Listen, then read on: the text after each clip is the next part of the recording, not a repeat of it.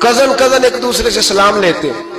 بچیاں آیا کرتی تھی تو میری کبھی کبھی مجھے بتایا جاتا تھا، میں نے ایک پابندی لگا دی، بچیاں جب مدرسے میں آتی تھی کہ جو دور سے بچی آئے اس کو جس آدمی کا نام لکھا ہو بتایا جائے وہی لینے آئے. ایک دن مجھے اطلاع دی گئی کہ آپ تھوڑی دیر آئیں. میں گھر گیا تو مجھے بتلایا گیا کہ ایک بچی ہے تو اس کو جو پہلے لینے آتا تھا وہ نہیں آیا، کوئی اور آیا. میں نے اس کے بھائی کو فون کیا کہ آپ لینے نہیں آئے. کہنے لگے یہ کزن ہے ہمارا، اس کے ساتھ بھیج دیں، آپ ہمارا ہی کزن ہے، خالہ زاد ہے. میں نے کہا یار آپ کہاں ہو؟ کہنے لگے مجھے 20-25 منٹ لگ جائیں گے. تو میں نے کہا ابھی کلاسیں بھی جاری ہیں تو آپ ہی آ جانا خود ہی. کہنے لگا سب آپ بھیج دیں، مجھے اعتبار ہے اس پہ.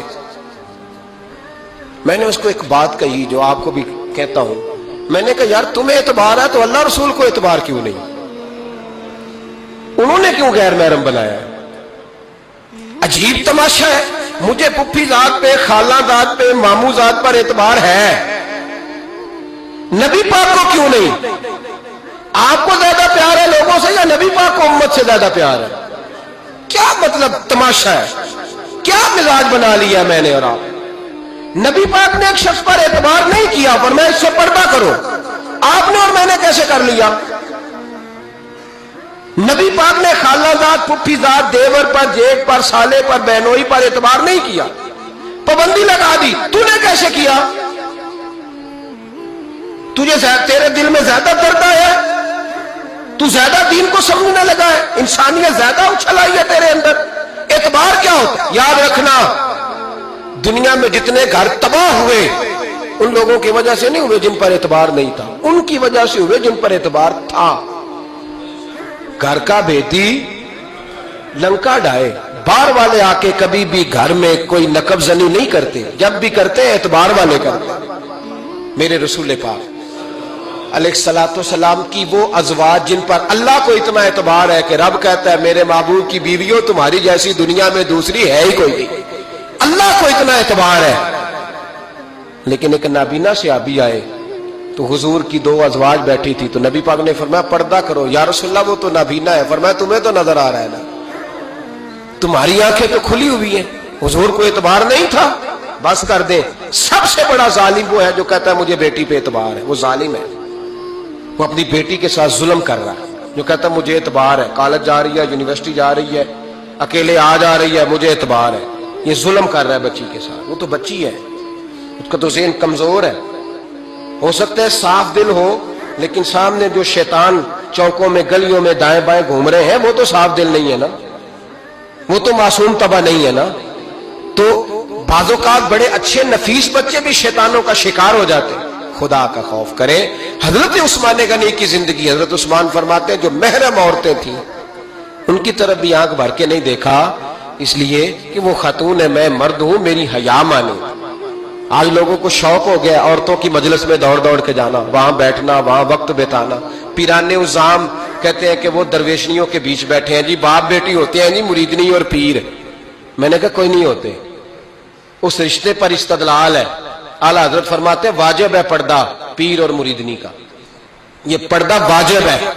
اگر کوئی شخص اس طرح بے پردہ بیعت لے گا، بیچ میں بیٹھے گا، تو اس کا تو مرید ہونا ویسے ہی حرام ہے، جائز ہی نہیں ہے. جو سارا دن طویل دھاگے کے لیے بیٹھا رہے اور بیویوں سے گفتگو کرتا رہے.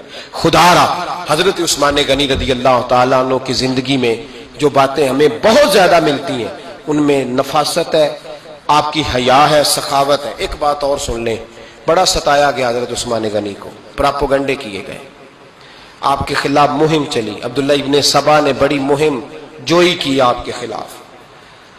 یہودیوں نے مسلمانوں کا روپ دھار کر بڑا آپ کو ستایا، تکلیفیں دی. جی آپ اپنے رشتہ داروں کو بڑا دیتے ہیں. فرمایا کرتے تھے جیب سے دیتا ہوں، مال خزانہ سے نہیں دیتا. حضرت عثمان غنی رضی اللہ تعالیٰ عنہ کو بڑا ستایا گیا. یہ واحد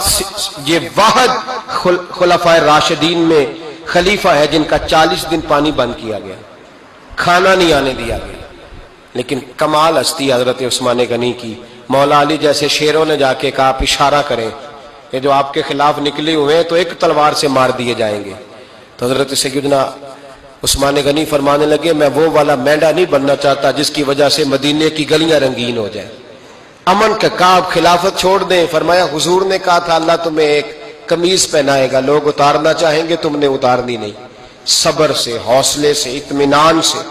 یہ وہ واحد ہستی ہے حضرت عثمان غنی، انہوں نے شہادت قبول کر لی لیکن تلوار نہیں چلنے دی، لوگوں کو ایک دوسرے کے گلے نہیں کاٹنے دی. وہ شخصیت ہے حضرت عثمان غنی کی، لیکن بڑا ستایا گیا، بڑا پراپوگنڈا. مجھے بتائیے اس کے بارے میں اللہ قرآن کی آیتیں نازل کر دے اور جس کے بارے میں مصطفیٰ کریم ایک بار نہیں تین بار جنت کی بشارت عطا کر دے. کوئی بندہ ہمیں تاریخ بتائے، حوالے دے، کہانیاں سنائے تو ہم اس کی کہانیاں دیکھیں گے یا نبی پاک کا فرمان دیکھیں گے؟ بولیں، جا کے بولیں، جا کے. کسی کہانی پر کبھی بھی کان. بس ایک حدیث میں نے بڑی دفعہ سنائی ہے، پھر سناتا ہوں، ترمذی میں ہے. نبی پاک جنازگاہ تک گئے جنازہ پڑھنے. یا رسول اللہ فلاں آدمی انتقال کر گیا، جنازگاہ تک تشریف لے گئے جنازہ پڑھانے، لیکن جنازگاہ تک پہنچ کر محبوب نے فرمایا اس کا جنازہ نہیں پڑھانا. یا رسول اللہ کیوں؟ فرمایا اس لیے کہ یہ عثمان غنی سے بغض رکھتا تھا.